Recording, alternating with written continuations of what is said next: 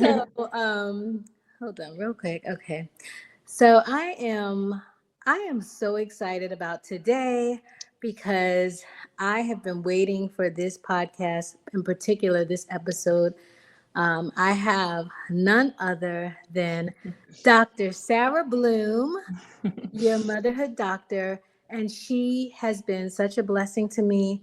And I just could not wait for her to come on here because I know that she's going to be a blessing to you guys and you're going to be able to connect with her. And I just can't wait for us to get into this episode on maternal wellness, which is an area of specialty for Dr. Sara Bloom. And I know that you were like, call me Sarah. I go in and out. My sister's a doctor too, and I know how hard you guys worked for your degrees and yours. So I go in and out. But again, this is Dr. Sara Bloom, and I would like, before we get into some of the questions and things I have, Sarah, would you tell us a little bit about your professional background and what made you hone in on this specialty area of health?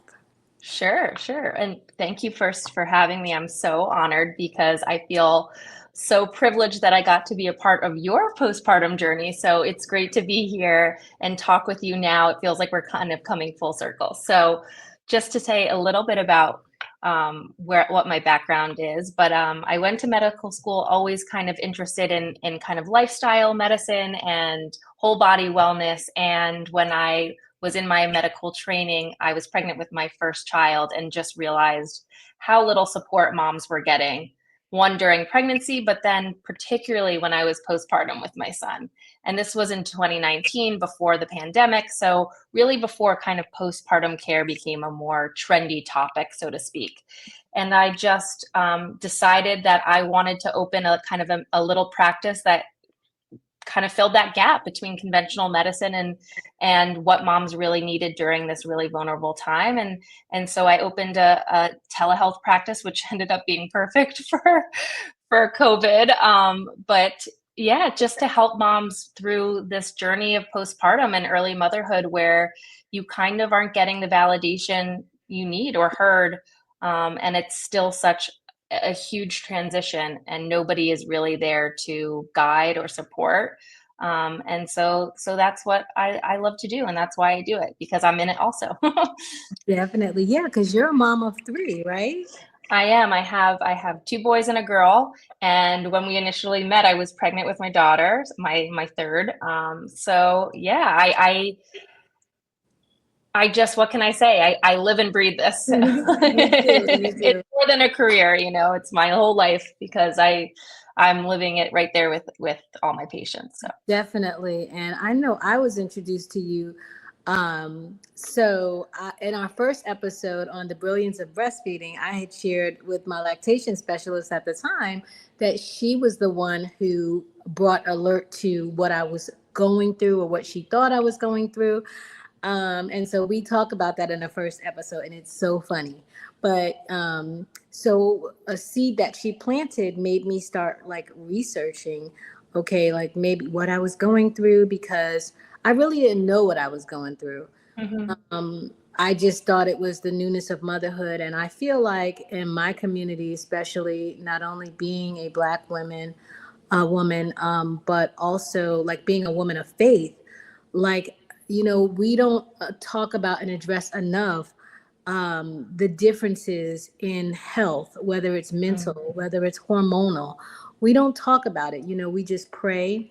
We read the Bible. We'll go to church. We'll worship or whatever. But a lot of time we, as people of God and people of faith, we'll go see doctors for everything else. We'll go to the eye doctor. We'll go to the ENT for our ears, our nose, and throat. We'll go to the cardiologist for our heart. We'll get a personal trainer. Some people get their teeth done, but nobody thinks about the mind. No Yeah. one thinks about this. So what doctor do you go to when you're dealing with these things? So, anywho, I started searching, and as I started the research, I don't know if you had like paid for some advertising or what you did at the time. Mhm. Okay, well, the algorithm was listening. And I came upon your information and I was like, okay, let me do something because I am having these, like, I know how I'm feeling. And I think for me, it was a shock because I am a businesswoman. I've been a businesswoman out of college, and I'm in construction. So to be a woman, a minority, first of all, and a woman in one of the last super male dominated industries, Mm-hmm. I deal with a lot. And so I thought that I was just, super tough, thick skin, which I mean, still, but, it didn't alleviate me from some of the natural Mm-hmm. things that happen, whether it's through your health, and what I love about you is that you teach about the science behind it, because Mm-hmm. there is science behind it. And so I was researching, and that's how I found you. And I just remember at first, excuse me, I just remember at first that, like, I was just like, okay, what's this group going to be about? I didn't know how serious I was going to take it. But I remember, like, because it was like a group. It was what was it called? Fourth. I think fourth trimester. Okay. Yeah. Yeah, it was a fourth trimester support group. That's what it was called. And we would come on in our uh t-shirts, milk all over. Some Yep. people on camera, some people off camera. I mean, baseball hats, scarves, Yeah. whatever, just as long as you made it. And I think at first I wasn't sure how much of a blessing and how much of a help it would be until, like, I started going through it, and being transparent, and all of the resources that you shared were so plentiful. And I just remember that time. And one of the major things for me, was you kind of going in a little bit more on what else could be going on with me. So, with that, I wanted to ask you, what are some basic things mothers, whether it's a new mom, or even an existing mom, can do to best prepare for their motherhood journey, whether it's a new one Mm-hmm. or maybe the next phase, because motherhood is Yeah. always, it's like they're a toddler, or, well, they're a It's newborn. an evolution for sure. There's So, a constant, as soon as you get comfortable in one phase, it's on to the next and you got to start over. It's exactly. never ending.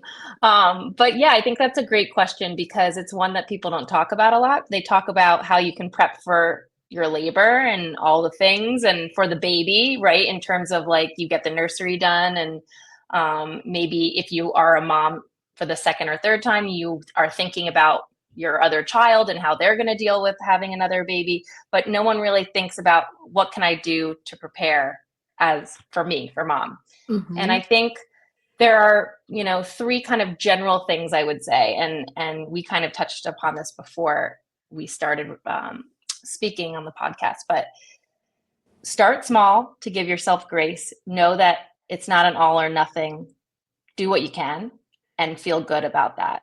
And we can elaborate on that more later. The second one is decide what thriving means for you, because this is a period where you don't just have to survive, you can thrive.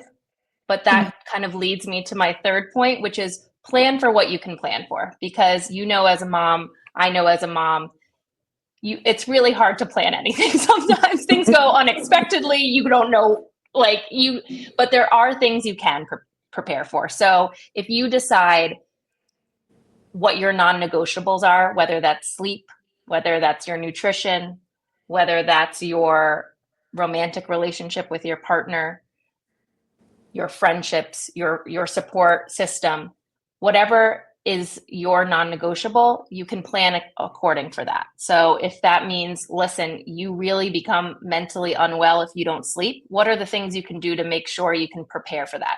Can you sit down with your partner and maybe come up with a schedule or a plan that allows you to sleep for chunks of time? If it's, feasible for you, can you hire a night nurse? If it's not, is there a family member who can maybe come in and help? If nutrition is something that's really important, what are some meals you can prepare ahead of time? So that's something you don't have to think about. And I think it's really finding the pieces that matter to you that are going to make you be able to show up the best version of yourself. And how can you then implement those and make sure that they're ready and feasible for you when the rest of everything is chaos, because that's what it is during that phase. It's having a newborn is like a crisis situation at the end of the day. I mean, it's a beautiful crisis, but it's a crisis. It is. It is. It is. And like I said, I always, even in my intro, I said I underestimated motherhood, you know. Mhm. But I also think that different people have different standards for their journey, you know. There's Exactly. certain things that I would do that you know that I would not do that I've seen other moms do, or there's certain so Mhm. I think different people have standards too. But regarding this specialty area, what would you call it, like that you practice? Is it So I affectionately call it motherhood medicine. okay? Now, you know, if you it that's not a official medical, you know, like a psychiatrist or Hmm. a rheumatologist or whatnot. I that's what I call what I do. But in training, I'm family medicine doctor, so I Okay. see. They say from birth till the grave, you know, from womb to tomb. So they speak. You kind of can cover the lifespan. And then I did additional training in integrative healthcare, which really teaches you how to incorporate all other type of modalities, whether that's, you know, physical therapy or nutrition or sleep hygiene. It helps you look at the bigger picture of somebody's life. Okay. So let me ask you this regarding this specialty, or you honing in on this, like, why aren't there more resources, and Yeah. why, you know, why is this something that for me was the first time I heard about it? I know Hmm. that you said at some point, or maybe I read on something, I was following you, like there is science to support this need. And so can you Yeah. speak to that, like the lack of resources and what Hmm. science there is that backs it? Yeah, absolutely. So, you know, unfortunately, women's health in general has been underfunded, under-researched, and maybe that's the basis in the patriarchy of medicine. Maybe it's based on the fact that for so long women were, you know, kind of forced to accept that you have to power through, and these were just chalked up to, oh, it's just motherhood. But there is science behind this. And Mhm. unfortunately, the medical community, I think, wants to catch up, but hasn't Mhm. in terms of what is considered standard of care. I know the American College of Obstetrician and Gynecologists have updated their guidelines saying that postpartum care should go beyond that 1 6-week visit. So there is acknowledgement of that. But Okay. the system is unfortunately broken, and it takes a long time for these things to get into practice. I think a lot of it has to do with trouble with insurance covering things like this, and also a lack of education for providers. Like, we don't get a lot of this education through med school. I think some of that is changing because I think there are moms like us and women like us who are demanding better. And I think we are shaping the future of care for women because we are sitting here saying this is what we need. Yeah. And so to touch on the science aspect, you know, women's health has been so under researched. We've been kind of considered, looked at as mini men. Like, oh, we just research on men and we'll apply it to women, but just make it smaller. You Oh my know, which is goodness. ridiculous because, as you know, we're women, we have hormones that cycle, men do not.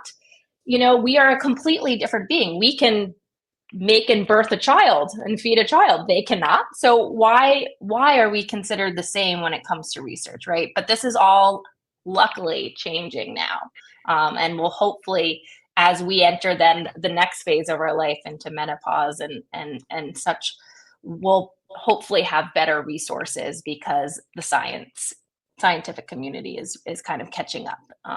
But yeah, a lack of resources because unfortunately, you know, women, I think, have always been the ones to kind of have to take a back seat, and it's going to change, and it is changing, which is It great. is. And you may have touched on this briefly, but what would you say is the most rewarding part for you in what you do? And what would you say is the biggest challenge? Yeah. The most rewarding part is definitely sitting down and meeting women like you. I think that motherhood is the most beautiful, epic journey of a lifetime. It changes every fiber of your being. And the fact that I have the privilege to be a part of that for somebody is beyond rewarding. You know, what I love about motherhood is everyone does it differently, but there is such a common thread amongst it, and it connects us all. And you can be from completely different walks of life, and to have that common thread of motherhood, it bonds you. And I love being a part of that journey for someone. I love being a part of helping them finally feel heard and seen. I think a lot of women go to the medical community for help and feel dismissed. And I think that, so for me, being able to hear someone say, oh my gosh, someone's finally got it and I feel better, is all I could ask for. And that's my goal, is to always make someone, if they can walk into our session feeling one way and then walk out feeling even just a little bit better, that to me is success. Yeah. And I think, yeah. So, and the most challenging, I would say, is just dealing with, the fact that this isn't standard of care, because there's not enough people out there, I think, that are able to give the type of services that women deserve and need. And I'm hoping to see more of that out there, but yeah. Yeah, I figured that. And when you talk about rewarding, I know for me, one of the things that, like, like I said, you were like a game changer for me, because, you spoke to a couple things that you focused on. And I know that, this is your, this is your standard, I know, from what I know, your 5 pillars. Yes. I know that was like a game changer for me.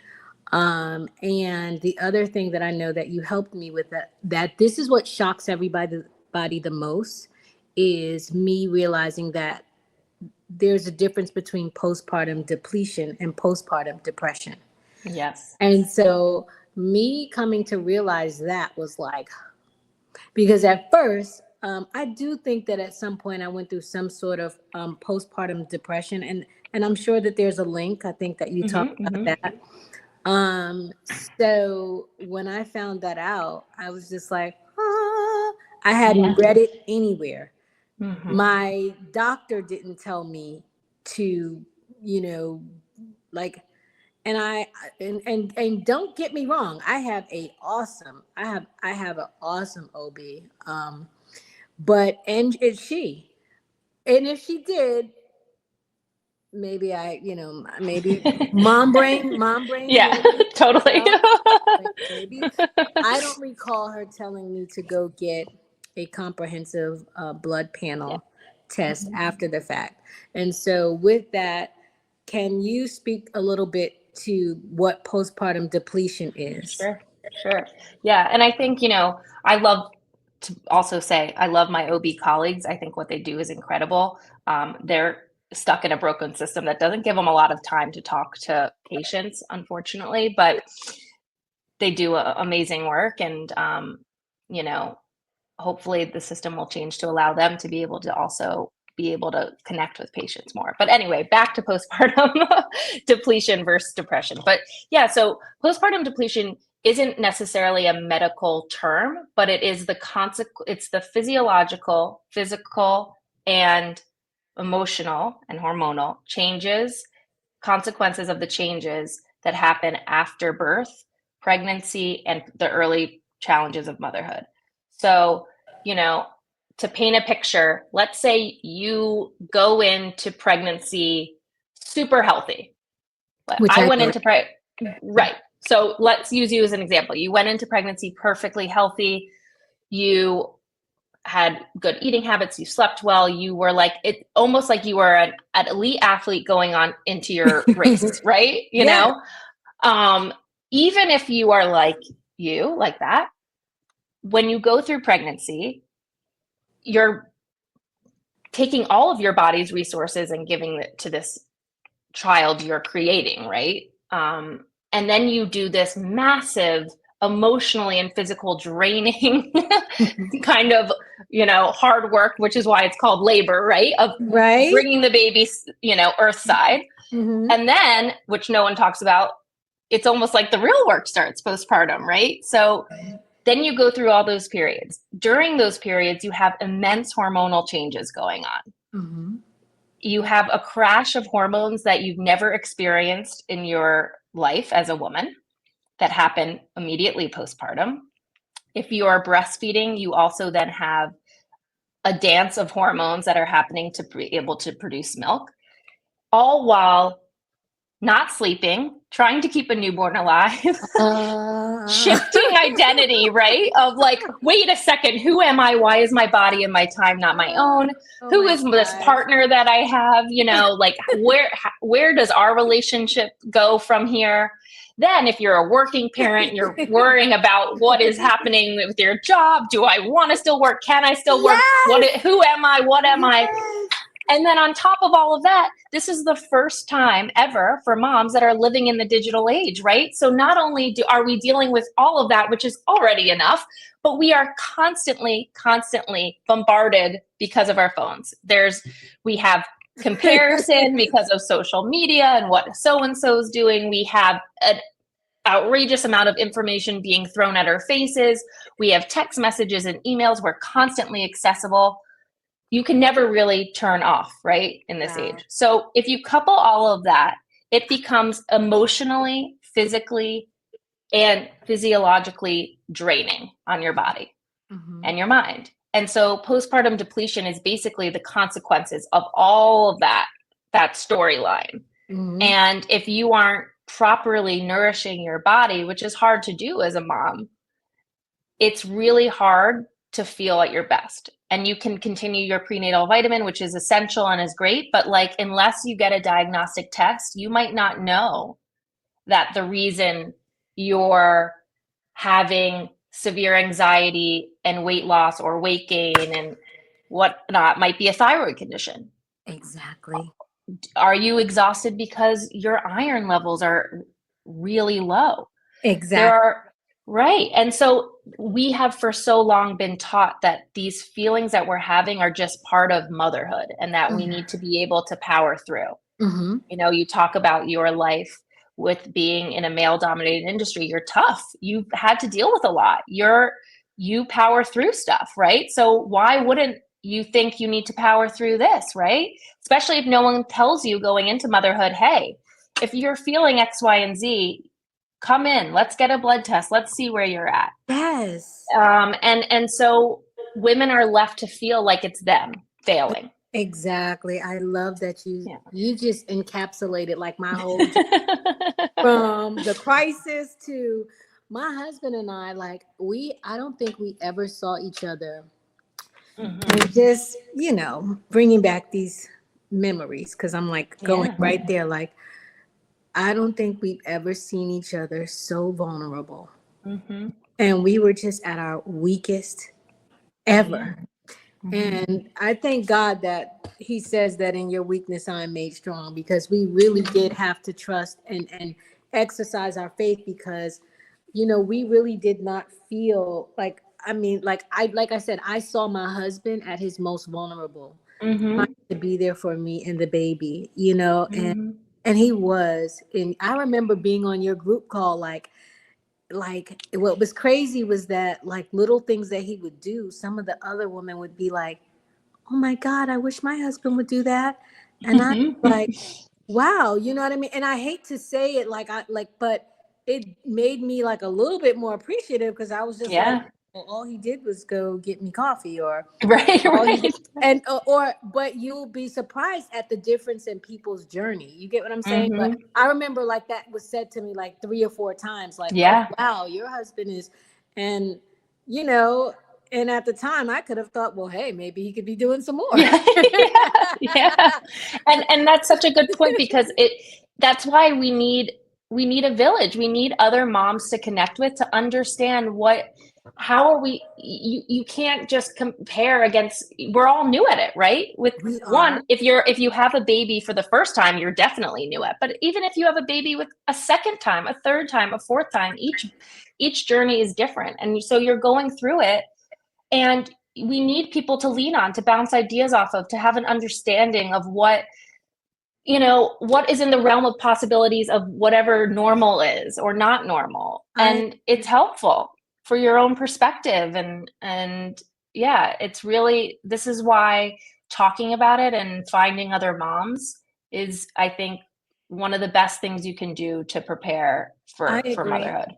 I agree, Dr. Bloom, and that's why this was so important to me because, like, this felt like I'm doing this side of it, which is like a natural, but I also want to do incorporate like a supernatural side, like my people perish for a lack of knowledge. Well, moms are Hmm. perishing for lack of knowledge, and not Yeah. literally perishing, but there may be a decline in what it is you're experiencing because you don't know. Nobody told. Hmm. And for me, like my mom said to us, like, y'all took my teeth, because all of her Yeah. kids have beautiful teeth.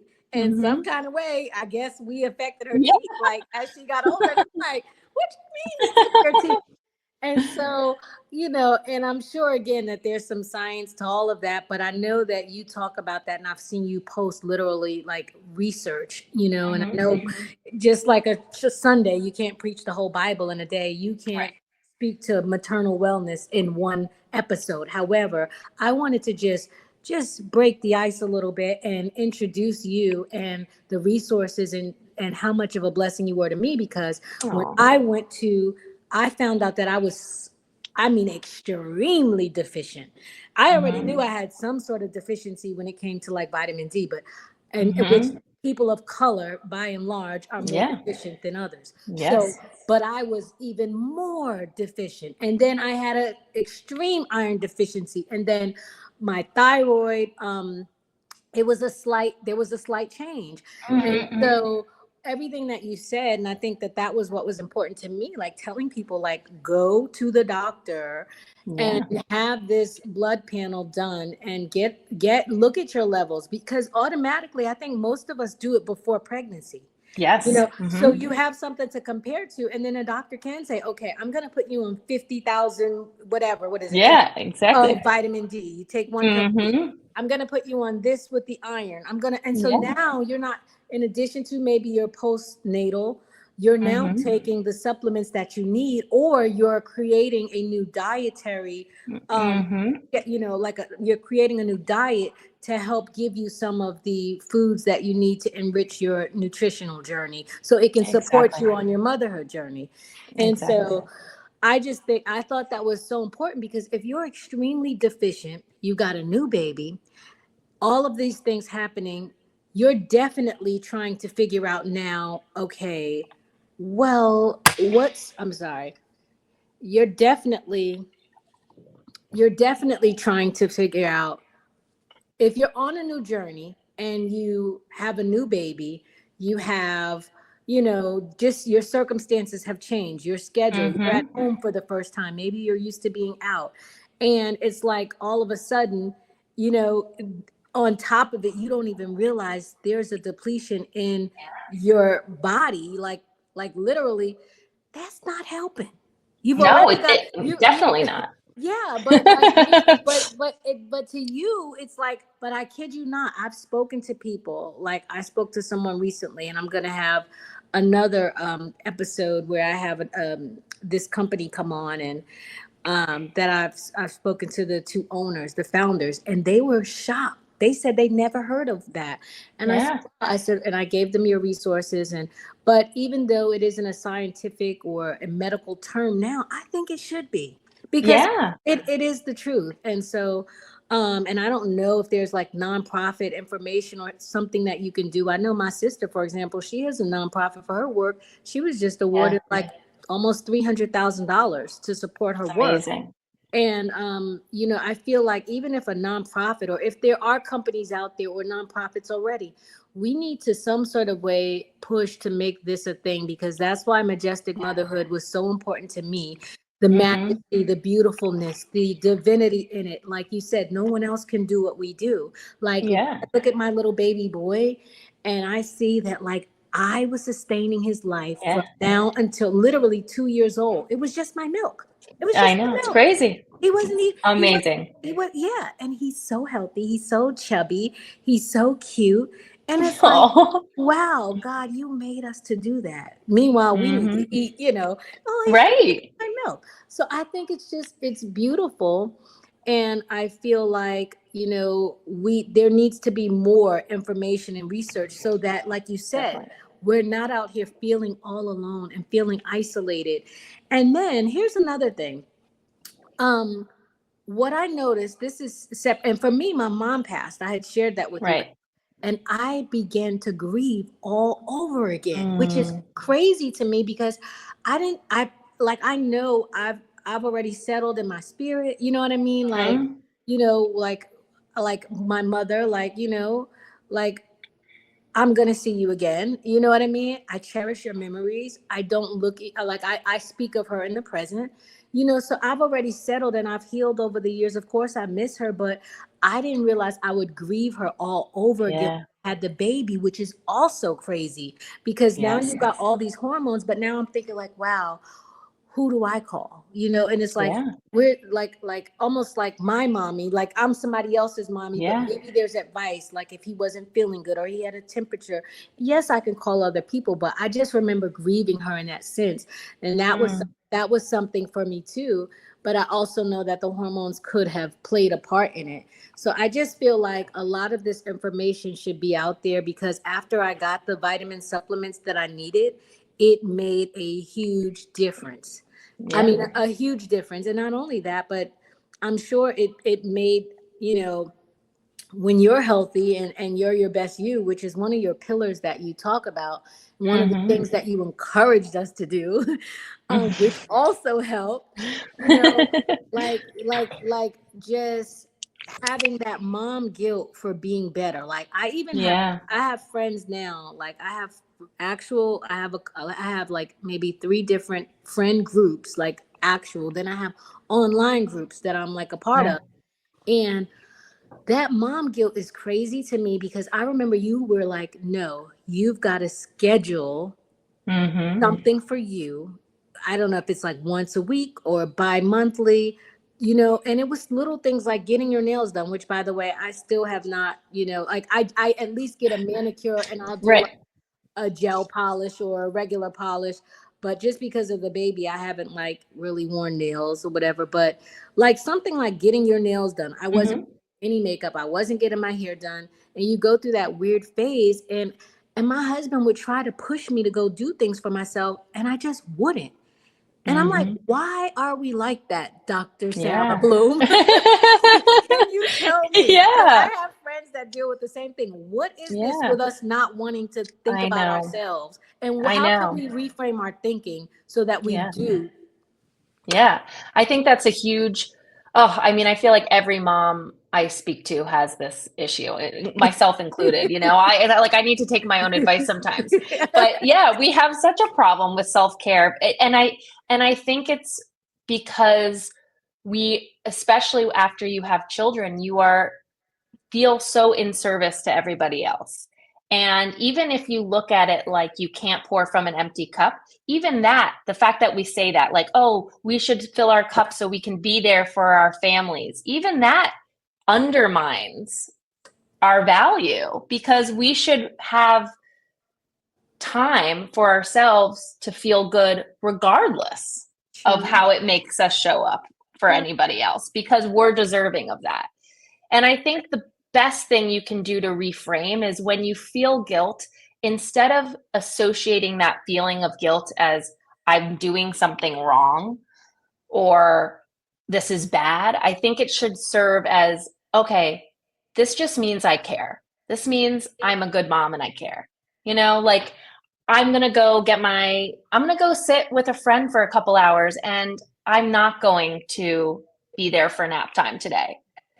I feel guilty. Does that mean it's wrong that I'm missing nap time? No, it just means I care. And that's it. Once you rephrase it like that in your head, I think you can start to feel that guilt doesn't have to be a moral compass. It doesn't have to determine your actions or behavior. It can sit there and be a reminder that you care. And that's it.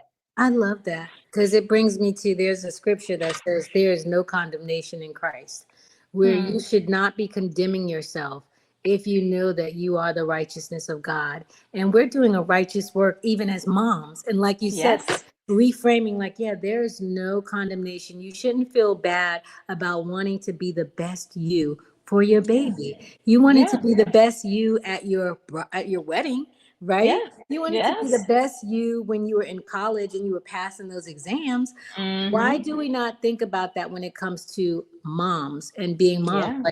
Like you want to be the best example and the best woman and the best wife you can, Right. best mom you can be, because what do you think that showing in, like it makes you feel good, like you said, never mind just for everybody else but for you as an individual. Mm-hmm. So I do love that. I think the two no, I have like two more things I want to quickly brush over. We're doing great on time. We have about maybe 10 minutes, but I really Great. wanted to touch on cortisol, and I wanted Yes. to touch on division of roles and responsibilities, only because after I went through your class, a support group, it was over. I reached out to you, and you were just like, I don't know what I asked you. I don't know if I said, "Hey, Dr. Bloom, thank you so much," or whatever. And you basically had said something along the line of, now, what I'm going to need you to do is get with your husband and make sure that you guys understand your division of like how whatever you said. Yeah. In my world, in my work, I say division of roles and responsibilities, but Yeah. you may have used another term. Basically, who's going to do what? Laundry, Mm-hmm. feedings, Mm-hmm. schedule, cleaning up. Like, and I Mm-hmm. remember thinking like, okay, because I expected, I wanted something deeper. I guess I thought I was supposed to get, but do you know that was the biggest, and still is sometimes, because we don't have a lot of issues, thank God. But that was one of the biggest issues we had. So when you just dropped that little nugget, I was just like, and then of course, as little things started happening, like, and I'm like, you're boiling my butter today, you know, like, can you help? Can you do this? And so, what made you say that? How did you know that? And is that something that most moms deal with? Because I didn't take it serious at first until the little brushes happened, where it was just like, wait a minute, I feel like I'm doing Yeah. everything. So Yeah. help me Because I hear it over and over and over again. out. And, I think also as women, we want to take on as much as we possibly can. And then we can get resentful if we're not feeling like there is that shared responsibility. And it takes it takes a lot of communication. And I think partners, for the most part, really want to be there to help. They just don't know how. And so I think when you go into this, it's really important to like sit down. It almost like when you think about it, your marriage can at times have to be run like a business, right? If everyone has a role and knows what to do, it does sound silly, but it really helps things run smoother. Because if you're here, if you can decide, okay, you're responsible for washing the bottles, I'm responsible for making sure there's always formula, or if you worry about always having the groceries, I'll make sure that dinner's always cooked, or whatever it is. It just takes away that friction that happens, because adding another person to your family when you have this baby, it changes the entire dynamic, right? So we have to plan accordingly, and nobody teaches you that. Nobody sits down and be like, this is going to affect your relationship. Here are tools that are simple that can help reduce that friction, right? And this is stuff that I have to do in my own relationship too. Like when I had my second son, it was a huge wake up call, because how we navigated the first was completely different than how we were going to navigate the second. We had to decide, okay, so who's going to be doing, bedtime with our older son when we have our newborn? If I'm nursing, what are you, how can you help with our other child? Once we sat down and kind of divvied the responsibilities, it ran so much, not only smoother in terms of we know who was where and who was doing what, but also like from a relationship standpoint, we both appreciated what we were doing for each other and as a family. And instead of me feeling like, oh gosh, I'm trying to juggle it all and he's sitting there twirling his thumbs, it allowed, like it really allowed us to operate as a team. And that's what you need when you become a family. It's you can't tackle it by yourself. It's impossible. Definitely. That teamwork actually makes the dream work. And so Amen. that was something for me that I was just like, wow, you gave me that one little jewel. And thank goodness you said it, because, like I said, when it came up, it was just kind of like, and my husband, he's like, he's really a neat freak, and we balance each other out great. And I've had to, since we've been married, I had to, adapt and adjust to him. But, that's an actual effort that I have to make. So Right. it became even more of an effort. So I know in our last episode I had on Majestic Health overall, we talked about, like having house cleaners, if you can have Hmm.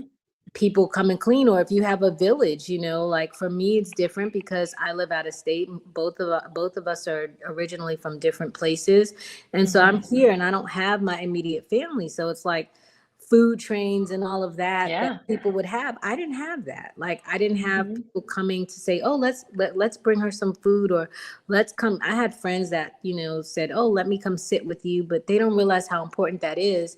And so Hmm. that was just a blessing to me, like what you shared. And then the other part of it with the cortisol, I had noticed is like even after the fact, like that whole revenge bedtime thing. Oh, It's so real. Like, I'm I like, know. oh my gosh. And so to know that there was science behind that, or there's research that and bodily, what is it, hormones or whatever it's Yeah. considered, Hmm. that attributes to that, I would find myself like doing things, around the house. And then what happens, even though I would nurse, my husband would take my baby up, our son up, for getting ready to go to bed, whether it was Hmm. bedtime. And then because when I go up with him, he wants to keep nursing, or he would just, Right. for some reason, especially as a boy, he's different with mommy. He just Yeah. wants to play with me, but with dad, he goes right to sleep. So Yes. the way we would do it, and we still do it, is he goes up with him, and it only takes him, like, if it's bath time or whatever, he goes to bed. My son will go to bed literally in like 5 to 10 minutes. With Amazing. me, he'll be up 30 minutes to an hour playing Yeah. around. So when they go up, then, or depending, and then I'll just like be doing whatever, whether it's checking emails, whether it's reading, whether it's snacking, whether it's watching a show, whether it's scrolling. Like, I'm like, what the heck am I doing up? You're exhausted. Why did you go Right. to sleep yet? And I did Yeah. not get to sleep. Between like doing, like, straightening up and things, wiping down his little high chair, whatever. Like, I'm like, why am I? So when I saw and I learned that this was a thing, and I've been Yes. speaking to people who deal with it too. Like, I'll get a text from my mom at like midnight, like, what are you up? What are you doing? And this is, so can you speak to that cortisol, Yeah. what it does and what we can do to best navigate that? Or is it something that we should even be trying to manage, or should we just understand this is for a period in time? Yeah. So such good questions. So to speak of revenge bedtime of what you're talking about, just like toddlers, if toddlers stay up a little too late, they kind of get that second wind and act a little crazy. It's also what's happening to moms, right? We're just not But rolling around on the floor yeah, I with wish it we could, like that was, acceptable, because maybe we could just get it out of our systems. But, cortisol is a natural hormone. Everyone needs cortisol. It's our stress hormone, and stress, isn't always a bad thing, but your cortisol follows a pattern. And if your cortisol spikes when it's supposed to be coming down at night, it's going to cause you those like toddler like kind of hyped up moments, right? we're And so protesting bedtime.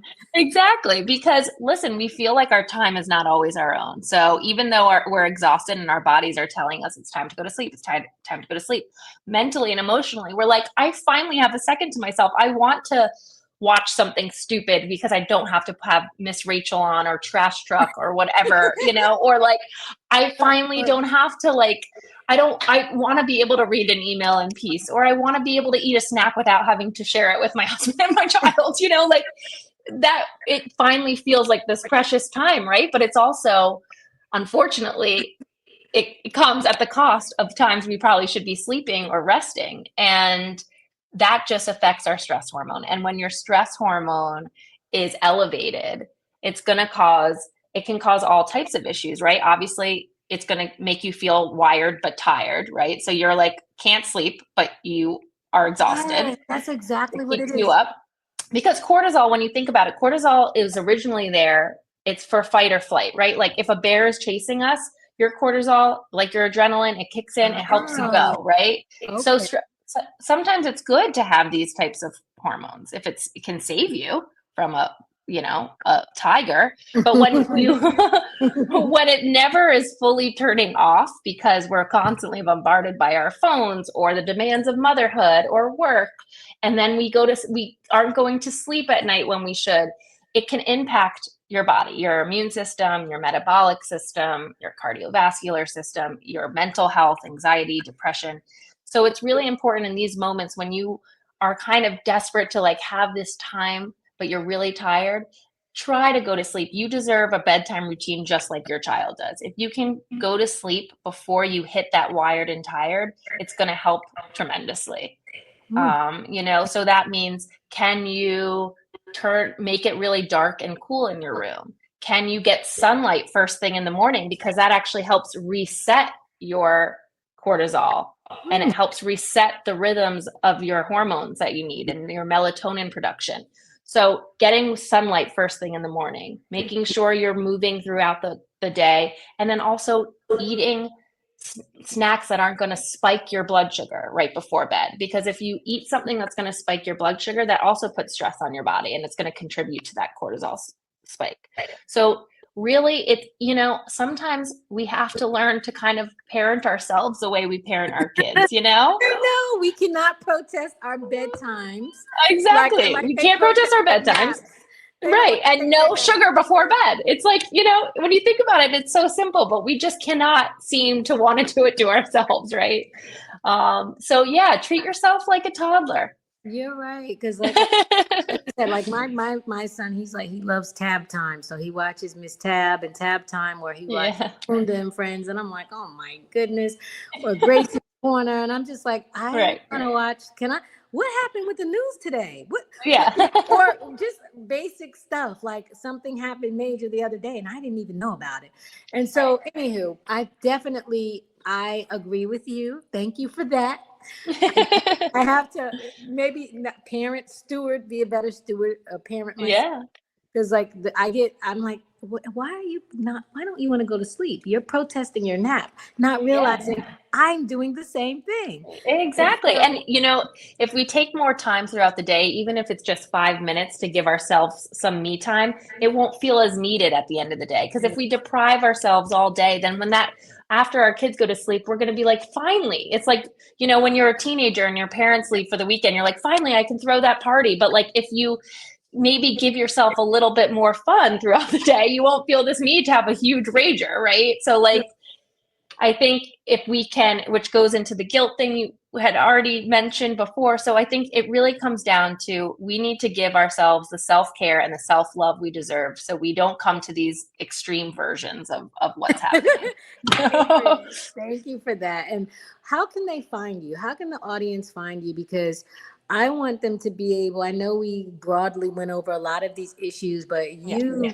you really go into it, and it's easier said than done. Yeah, she says take a couple minutes, but I know somebody's listening now like, what do you mean? How do I? You're going Right. to be intentional about giving suggestions and tools and accountability to help them put these things in place. So Yes. how can they find you? Yeah, so you can find me on Instagram. It's dr.sarabloom, so dr.sarabloom. And I try to post things that I know that are helpful for me in hopes it will be helpful for other moms. And it's all about really actionable content, because I am a busy mom too. And I'm not going to just give advice that isn't realistic and isn't going to fit into the realities of motherhood, because then it's useless. We don't need more information. We need bite-sized, science-based tools to get That's through great. it. And I love that like because you launched in telehealth, like I can't say because, but I love that as a result of that, you also offer, services and care, whether you're on the West Coast or the East Coast or Right. the other side of the world, you can help, moms out, new moms out. So I love that. And even me, like you can, this is what, like I do speak as a layman, so I've been trying to do my due diligence on having the professionals in the room or speaking, and I feel like you can find us at majestic.motherhood. It's spelled Yes. the way it's spelled. Majestic.motherhood on Instagram, and then Majestic Motherhood, with no dot, just Majestic Motherhood on YouTube.